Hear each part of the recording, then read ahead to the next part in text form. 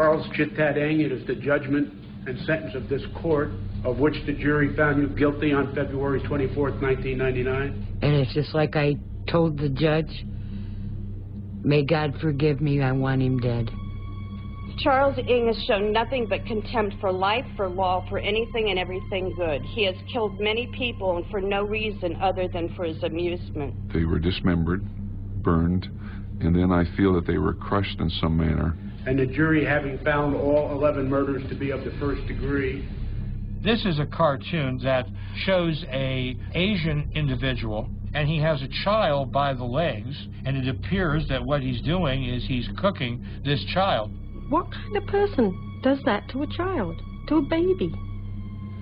And the jury, having returned a verdict that the penalty shall be death. I mean, if I had to deliver a message to Charles Eng, it would be, you know, you better repent now, because when the angel of death comes, the time for mercy is over. I don't want to be. This car's over. You fucking give me a show trial, you fucking judge. Read all the cases, Mr. Eng. No, that's not necessary.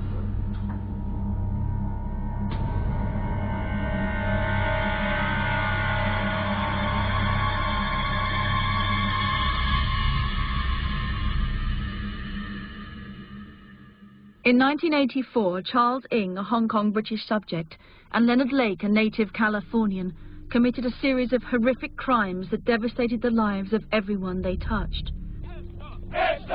Their shared obsessions of militarism and lurid sexual fantasy led to kidnap, torture, and murder. And the evidence they left behind stands as testimony to the mayhem they created. Lake recorded his state of mind in his journal. Eng charted the murders in a series of cartoons, and they videoed the torture of the women they held as sex slaves. Eng talked to us from prison during his trial. These are horrendous stuff that they accuse me of doing. You know, I can't even hurt a puppy. And Lake talked about their fantasies in his homemade philosophy tape. What I want is an off-the-shelf sex partner. The combined sadistic energies of these two men became a lethal cocktail, and their story shows how devastating such deviance can become when it goes undetected.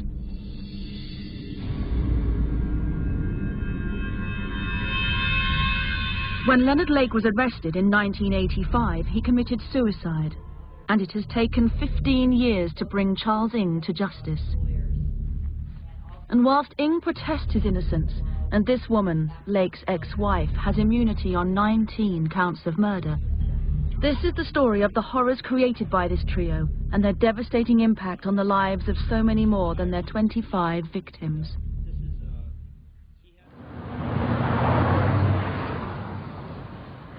Charles Chitat Eng, you are remanded to the care, custody... Charles Eng has spent those 15 years in solitary confinement, and the man that knows Eng better than most is his lawyer, Public Defender Bill Kelly.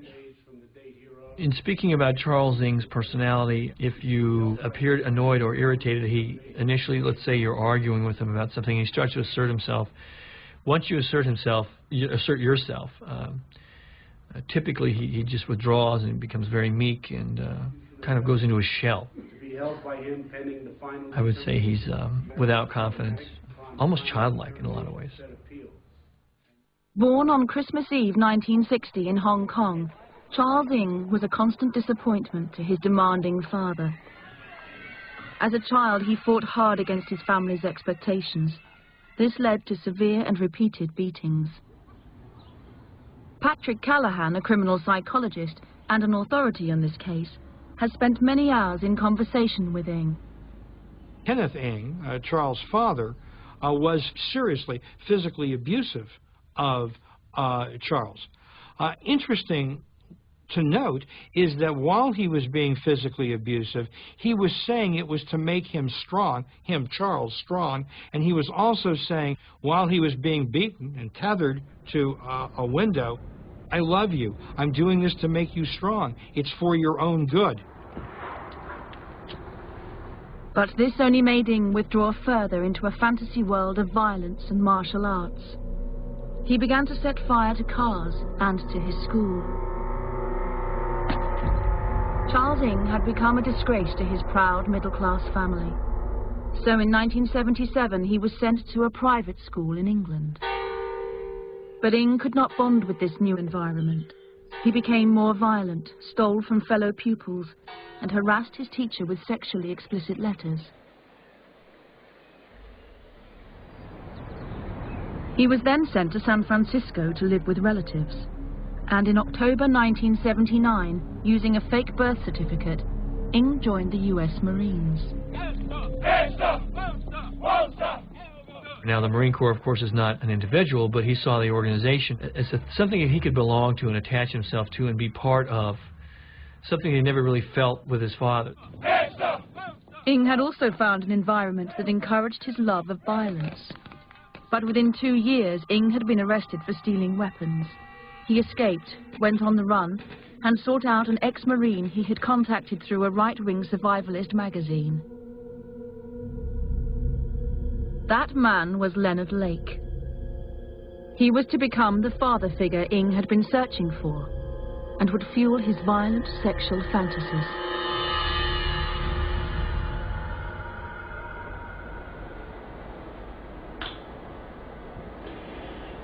Good evening.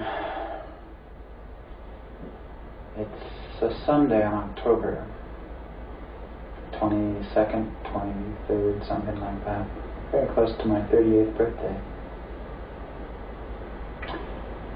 And I'm starting this tape without script or without any real organization of what I want to say. But I do feel a need to explain. At 17, Lake was an angry loner, showing signs of retarded sexual development. When he read a classic novel called The Collector, it proved the catalyst for the deviant fantasies that would shape his adult life. The Collector is a chilling story of an obsessive young man isolated from the world. He fixates on a young woman, Miranda, and imprisons her in the hope she will grow to love him. Lake became obsessed with this tale, and over the next 20 years distorted it into a plan to imprison women as sex slaves. He called this plan Project Miranda, after the imprisoned woman in The Collector, and called his victims M-ladies. He even laid out a set of rules by which he would force his Miranda to live. Just to quote number 3 is, "I must never show my disrespect either verbally or silent. I must never cross my arms or legs in front of my body, or clench my fists, and unless eating, must always keep my lips parted." So you can see from that Leonard not only wanted physical domination, but he wanted psychological domination. He wanted them to be totally open to him, so that they lost their individuality, lost their personhood, and totally became his victim. I believe that if I can construct a holding cell, I can create a facility that is so stark and so empty that fairly quickly, by a combination of painful punishments when I'm displeased, I can quickly condition a young woman to cooperate with me fully. It may not work. However, I want to try. What had led Lake to such a warped attitude towards women was a repeated and compounding series of rejections. First as a child when his adored mother abandoned him. Then by his beloved Marines when he was discharged with severe psychological problems after 2 tours of Vietnam. And the last straw was his first wife divorcing him, as he later confided to his sister. Looking back on all of the events, I think it certainly was a significant one in terms of his developing, or reinforcement, I should say, reinforcement of his hatred of women. Let's see. Despite this hatred, Lake was to find a woman who shared his extreme sexual appetite. In 1980, he met Cricket Balash, and a year later they were married. And since you're into my sweet little house. Her strong sexual hold on Lake would give Cricket a controlling influence over him until his death.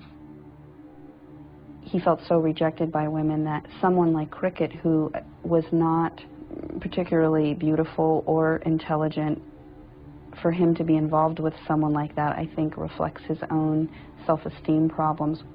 That to me was clearly a dynamic, even though he claimed to be smarter and cleverer than her.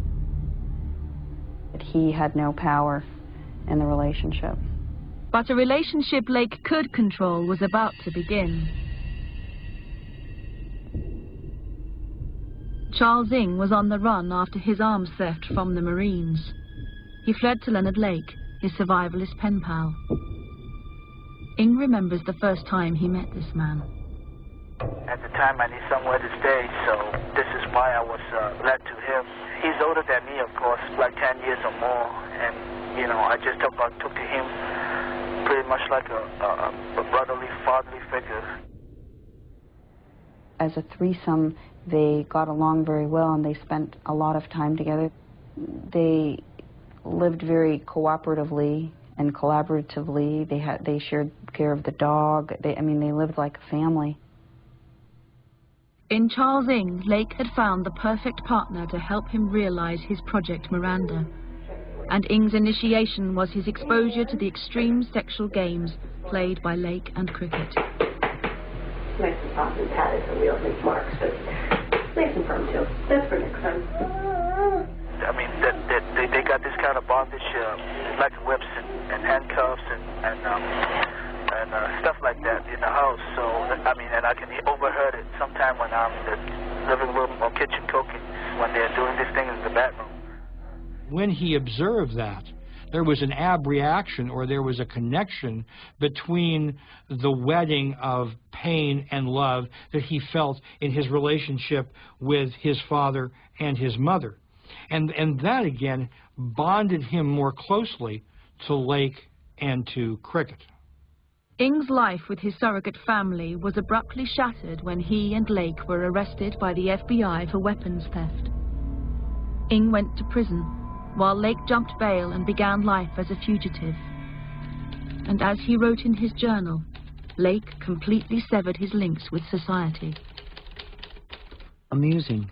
Our land of the free is not prepared to deal effectively with a truly free man. What can they do to one who carries cyanide in his pocket when death holds no fears?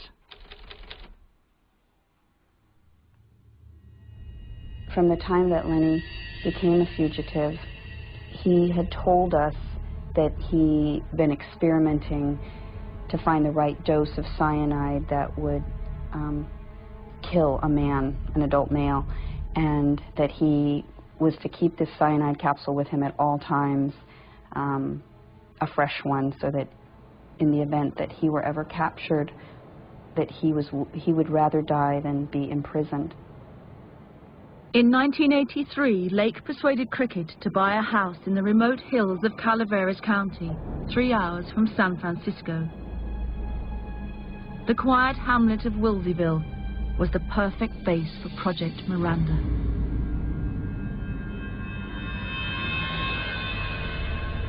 Wilseyville is typical of a small town up here in the foothills. I think most people are drawn up here for its beauty and its quiet and its openness. I think Leonard Lake was drawn here for the isolation. It was a ideal place for him. Nobody bothered him. Nobody recognized him. Nobody would ask him any questions. Lake began his obsessive search for the perfect M-lady, the woman he would hold captive in his bunker. I like very slim women, very pretty, of course, petite, small-breasted, long hair. I certainly enjoy sex. I certainly enjoy the dominance of climbing on a woman and using your body. Lake needed a new identity, which meant cold-bloodedly murdering his best friend, Charles Gannar. And he needed money to build the bunker close to his house. So he lured his brother Donnie up to Wilseyville. Lenny came to pick up Donnie to take him to this supposed house-sitting job. He shot him in the head while he was asleep. He put, like, point blank, he shot him in the head. To pull off Project Miranda, Lake would require a constant supply of money and new identities. Gunnar and Lake's brother Donnie were only the beginning. Then in June 1984, Ing was released from prison. He headed straight for his newfound family in Wilseyville. Finally, Leonard Lake, Charles Ing and Cricket Balash were together again. Now Operation Miranda could truly begin. Within the next year, a total of 25 people would disappear from San Francisco and the Wilseyville area, never to be seen again.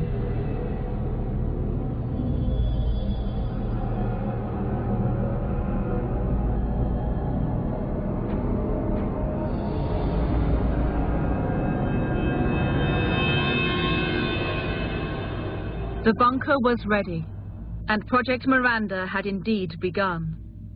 Lake's chilling fantasy was finally underway. It'll be interesting to see how far this tape and I actually go.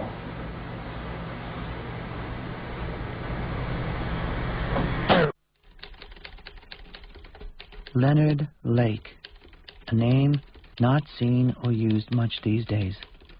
My next year is a fugitive, still with death in my pocket and fantasy my major goal.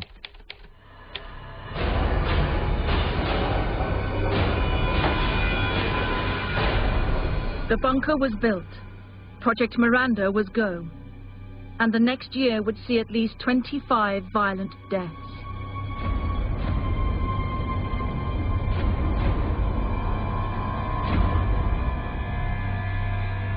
The murders that were perpetrated by Leonard Lake and Charles Ing are very complex.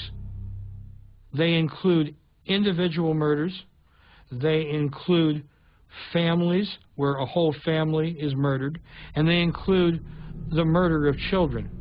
Sean Dobbs and his parents Harvey and Deborah were abducted from their home in San Francisco when Lake and Ing came to buy their video camera. And back in Wilseyville, Brenda O'Connor, Lonnie Bond and their baby were abducted from the house next door to Lake's. The fate of Sean Dobbs and Lonnie Bond Jr. is unknown, but Ing's cartoons suggest a horrifying end.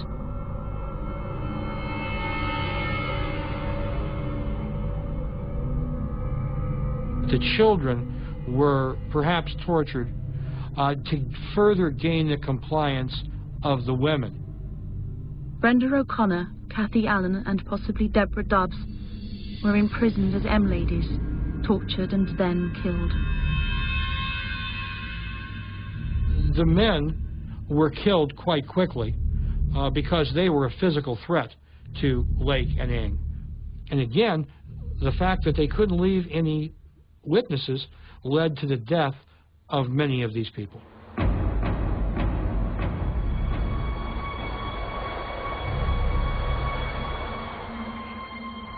But when Lake and Ing abducted Paul Cosner, they could not have reckoned on the desperate persistence with which his sister Sharon Solito would search for Paul. My connection with the Ing case is that my brother Paul Cosner was one of their victims. He put an ad in the Chronicle in 1984 to sell a car, a Honda Prelude, and Leonard Lake answered the ad, decided my brother looked enough like him to use his ID. Sharon reported Paul's disappearance to the police, but was told they wouldn't look for a missing person over 6 years of age, but they would look for a stolen car. My brother's missing. Nobody cares at all or will even do anything, but a $5,000 stinking car is gone and you're going to send somebody over right away. So Sharon undertook her own search, fly-posting the city with pictures of Paul. No, I didn't sleep, I didn't eat. I kept thinking if I could think of everything to do.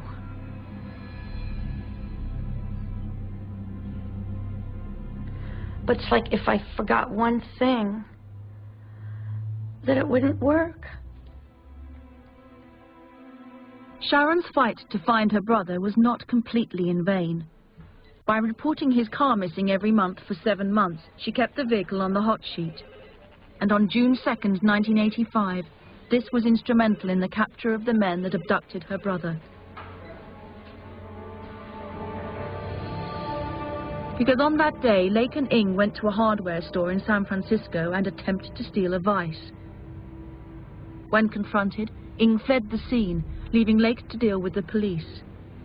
On checking the Honda Prelude Lake was driving, the police found a gun with an illegal silencer. At the police station, Lake was cautioned and asked for his identity card. The car was traced to Paul Cosner, and the ID card to another missing person, Scott Stapley. Determined not to be taken alive, Lake swallowed 2 cyanide capsules he kept sewn in the lapel of his jacket. Before he poisoned himself, Lake wrote a suicide note to Cricket, his ex-wife. Dearest Cricket, I love you, I forgive you. Freedom is better than all else. Love, Leonard. Before he lost consciousness, Lake gave the police Ing's name. Mr. Ing is very clear. He believes that he was given up by Leonard Lake in order to give time for Cricket to get away, and for her also to dispose of whatever evidence there may be up at Wilseyville. But Ing was not completely betrayed. Cricket took him downtown to collect his clothes and guns. Then she drove him to San Francisco Airport. And while Lake was unconscious in hospital, Ing escaped. Cricket had called and told me that Lenny had swallowed his cyanide capsule. He was on life support. So about midnight that night, my mother and my younger sister and I went to Kaiser, and there were detectives waiting for us in the waiting room of the intensive care unit who wanted to ask us questions about Lenny. And of course, at this point, we had no idea of anything that was about to unfold. Within the 4 days it took Leonard Lake to die, this insignificant shoplifting incident grew into a horrifying case of mass murder. Police had searched Paul Cosner's car and found bullet holes, as well as an electricity bill in the name of Cricket Balash that linked her to the Wilseyville property. After being questioned by the police, Cricket took her chance. It was June 3rd. It was the day after my brother swallowed the cyanide capsule that Cricket came to my mother's house. She was very nervous. She was very agitated. She actually asked me to go up with her to the Wilseyville house to, what she said, get some personal belongings out of the house that she did not want the police to see. Lake's sister refused to go with Cricket, but Lake's mother agreed.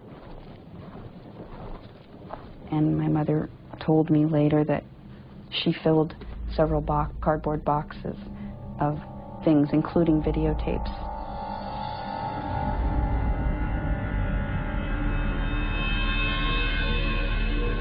The next day, police went with Cricket up to Lake's house.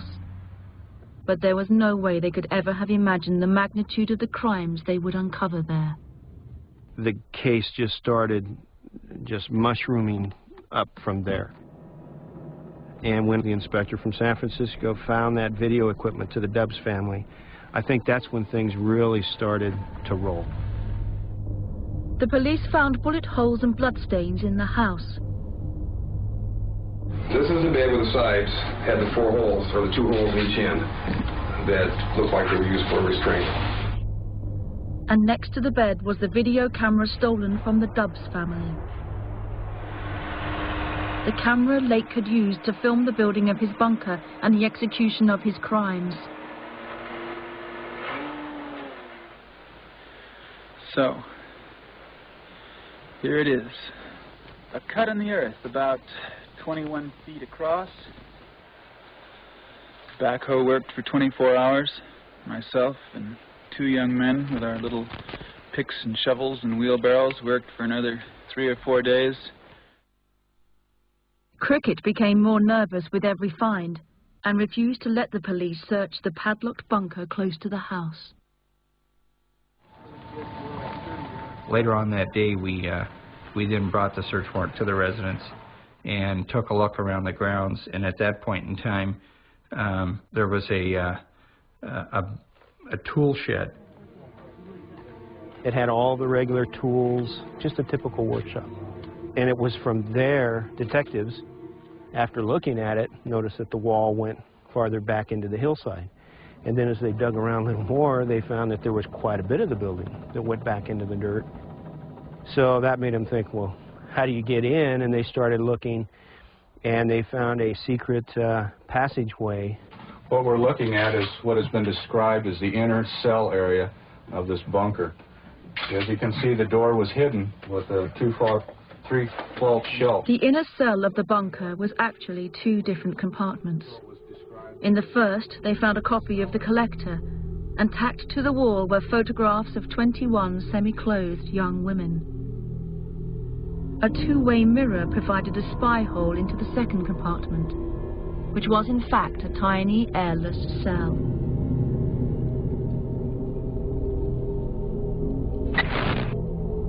Next to the mirror was a night sight, allowing Lake to see into the darkness.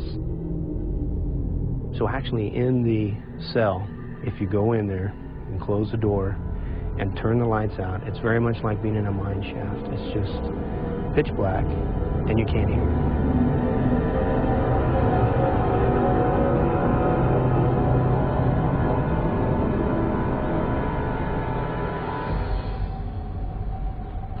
The police assumed that people had been held captive here. But who were they, and why were they held?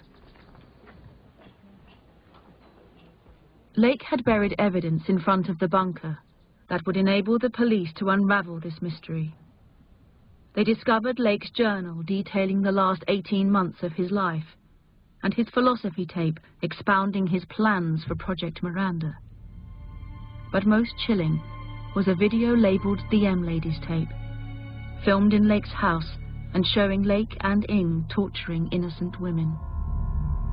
If you don't go along with us, we'll probably take you into bed, tie you down, rape you, shoot you, and bury you.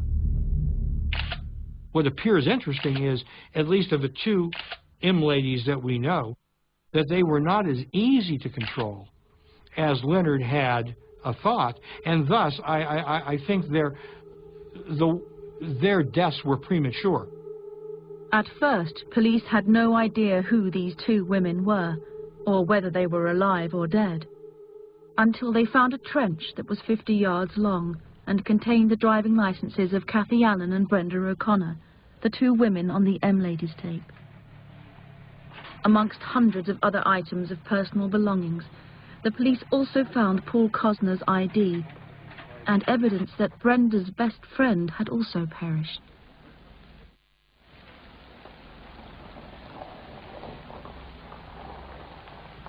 So it was right in here that they found articles of clothing belonging to some of our victims, one of them being Scott Stapley. He had a shirt that had his name Scott written above the pocket.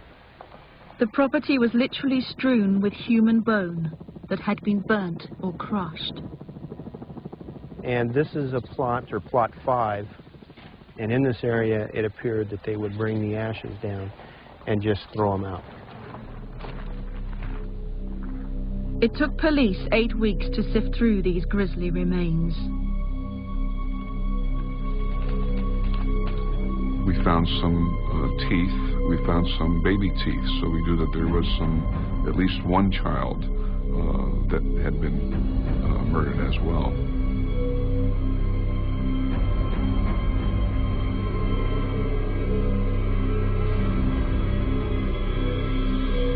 We wound up with probably about 45 pounds of this bone that could constitute as many as 6 or 8 humans. So we knew that we had a large number of people that had been killed. At this point, only 6 identifiable bodies had been found. From the bones and other evidence, they estimated at least another 17 victims. That dug a big section like this out. 3 weeks later, the police found more bodies of 2 men released into the woods and then hunted down for sport and shot as they tried to escape. One of the bodies had handcuffs, had ligatures. Both of these victims were shot. And it was right down in this area that there were tufts of fabric and material on the ground that had been dug up by predators, and that's where the bodies of Lonnie Bond and Scott Stapley were found. The pistol was shoved down his throat, and it was rammed around, breaking all of his teeth out, and then he was shot. It just makes us shudder to think the torture and what he must have been going through. Why did this have to happen to these people, and two men causing such tragedy in the lives of so many people, and not just the family lives of the victims, but other people who were affected during the investigation. It's been hot and tedious. For the victims' families, their fight for justice was just beginning. Many had no loved ones to bury. The police had no suspects to question, and the family's pain was being made all too public by the media. And my answering machine was blinking, and I turned it on, and they said, Mr. and Mrs. Stapley, this is so-and-so from such-and-such television station in San Francisco. We would like to talk to you about your son Robin and the murders in Calaveras County. Our telephone number is blah, blah, blah, blah. Please call us.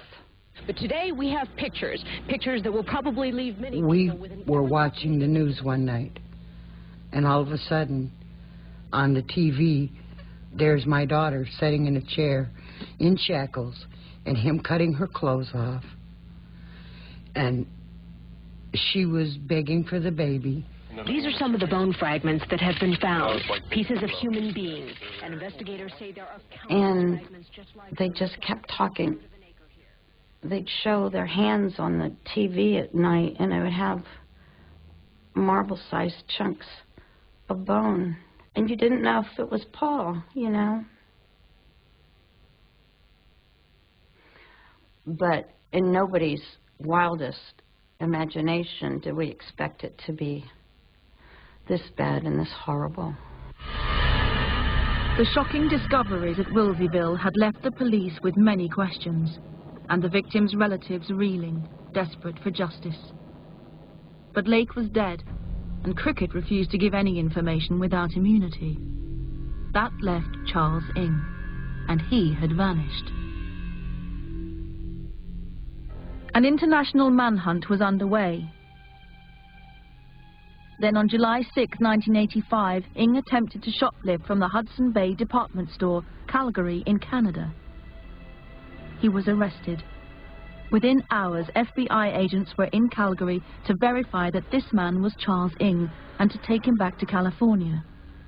But the Canadian government refused to extradite Ng to a state where he could face the death penalty. It took 6 years of campaigning by Sharon Solito and other victims' relatives, as well as political wrangling between governments, before Ng faced an extradition hearing. He doesn't have any rights. He made a decision, and it was the wrong one, and he deserves to suffer the consequences. Once the extradition was granted, Ng was on a plane back to California within the hour. And I knew that they had had this Ng task force all the time, this whole 6 years that he'd been in Canada. They were just going to kind of have to pick him up and dust him off, and the process would begin.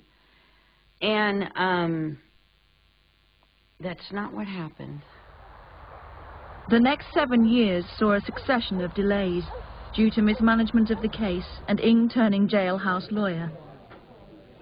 Ng isn't even an American citizen, and he's managed to use our legal system better and longer than any criminal in the history of the United States that was born here. He changed attorneys like he changed his socks. 5 teams of defense lawyers, 7 judges, and 3 trial start dates came and went.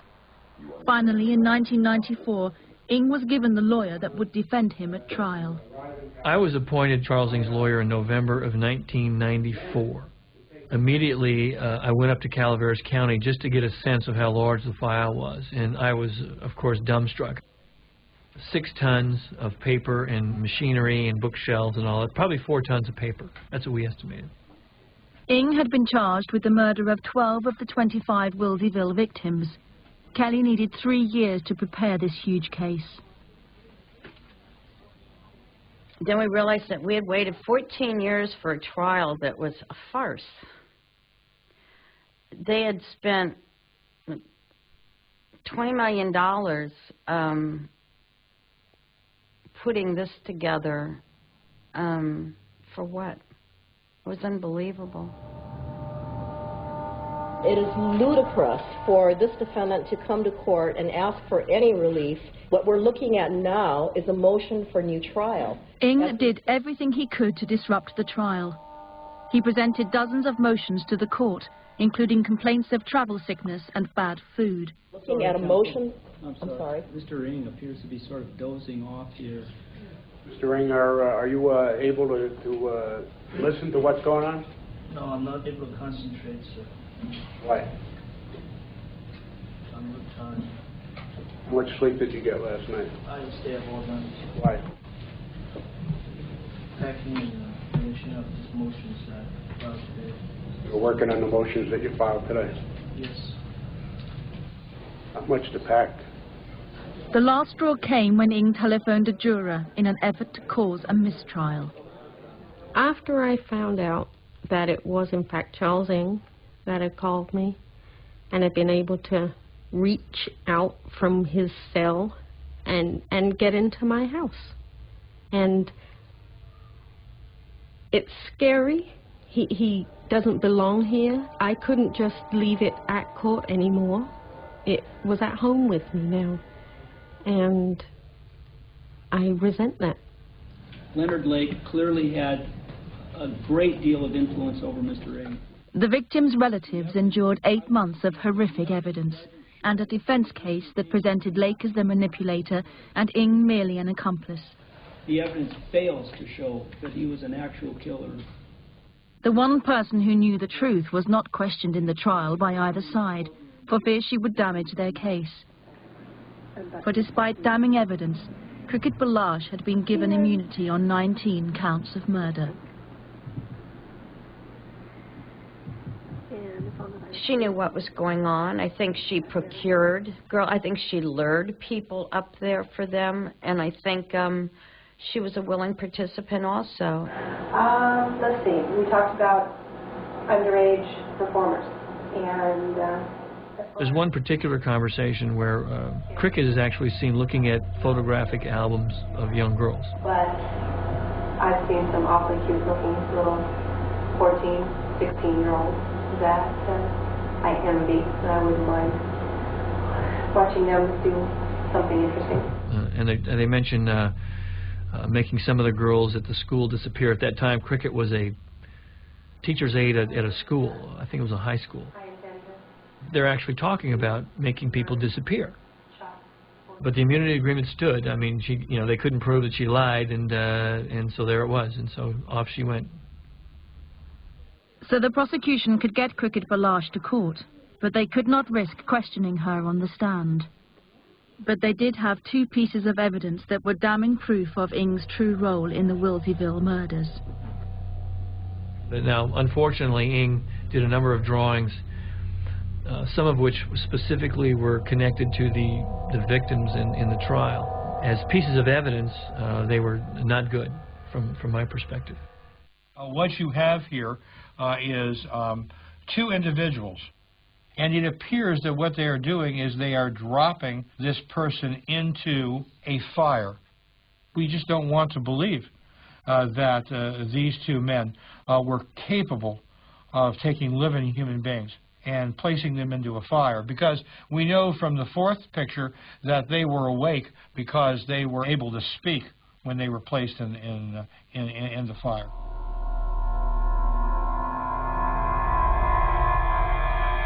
Few of the victims' bodies were ever found, just the crushed bones from the many burn sites scattered around the property.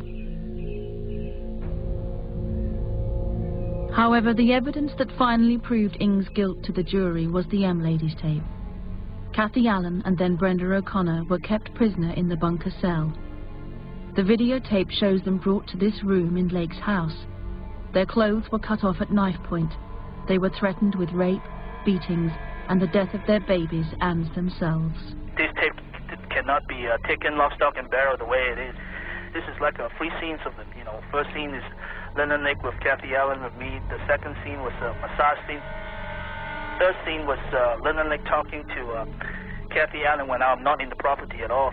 The fourth scene is Brenda O'Connor scene with Leonard Lake, me. That's basically the totality of the tape. The tape that my daughter was on, it was a tape of torture, mental torture, and him cutting her clothes off and everything. Had a truly big effect on the jury. The one juror still has nightmares, still hears my daughter's voice. And Brenda just wanted to know where her baby was, and sleep like a rock, and laughing at her and making fun of her. And then when they had her stripped down to take her to the shower, she got faint, and Leonard Lake is over there fondling her and pretending to be nice to her, and here, let me help you, and it just made me sick. It still makes me sick. Because the tape only lasts, the segment that I was involved in only lasts at the most 20 minutes. And the prosecution tried to tell the jury that this 20 minutes, this is the real Charles Ng. But there's no doubt that Charles Ng enjoyed what he did. And in his drawings, the cartoons that he produced, he does state in one of them, no kill, no thrill, which would suggest that for him, the enjoyment, what he got out of the behavior that is exhibited on M-Ladies was the thrill of control. The trial they had waited 14 years for lasted 8 months. And in February 1999, the jury gave their verdicts on 12 counts of murder. For Sharon Solito, those verdicts proved a devastating end to her long fight for justice. Before they ever even started, my mother was sitting there with her hands in her lap, turned up, and the tears were just running down her face and filling up her hands. And the court clerk got up and read the verdicts. We, the jury, in the above entitled case, find the defendant, Charles Cheetah Ng, guilty. They go, count one, and they go, guilty, guilty, guilty, guilty, guilty, guilty, guilty, guilty, and they'd say count two and go, guilty. Juror number 7. It was 11 murder ones. Juror number 8, is this your verdict? And Miss Charle and Paul. Juror number 9, is this your verdict? And I couldn't take it. It was like 124 damn guilties, and they couldn't do one stinking guilty for Paul. My name is David Douglas Bond. I'm the brother of Lonnie Wayne Bond and the uncle of Lonnie Wayne Jr. and brother-in-law of Brenda O'Connor. In '85, Mr. Ng took their lives by murder, rape, and pillage. That part of the punishment is listening to what the havoc that you've caused, the pain that you've caused to the families, and that they're your victims too. The baby was beautiful, and he loved his grandpa. He followed him all over. May God forgive me, but I want Charles Ng dead. Everybody in that courtroom, every family member was a victim of Charles Ng and Leonard Lake. I don't have any fancy speech to give you. I just wanted to come up here and stand before you and tell you that my sister was loved and is missed very, very much. There are times, many times, Dwight and I cling to and hold each other and silently scream for the unendurable loss of our youngest son. We sometimes cry for hours and hours with longing to see our dear son Scott again. No one should ever have to lose a child, especially in such a sadistic manner. Human beings deserve dignity in death. Deborah Harvey and Sean Dubbs, Kathleen Allen, Brenda O'Connor, Lonnie and Lonnie Bond Jr., Scott Stapley, Cliff Parento, Jeff Gerald, Michael Carroll, and my brother deserved to live, and Charles Ng, you deserve to die.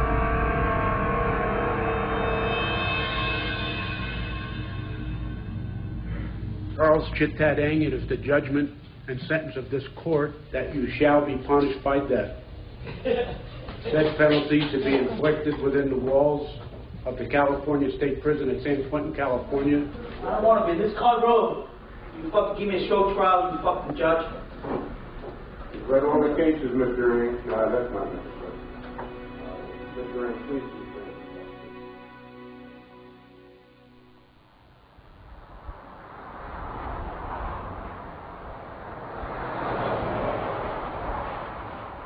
Charles Ng is now on death row in San Quentin prison.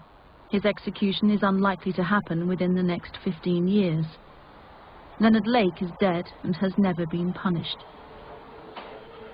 And Crooked Balash is enjoying a new life in San Francisco.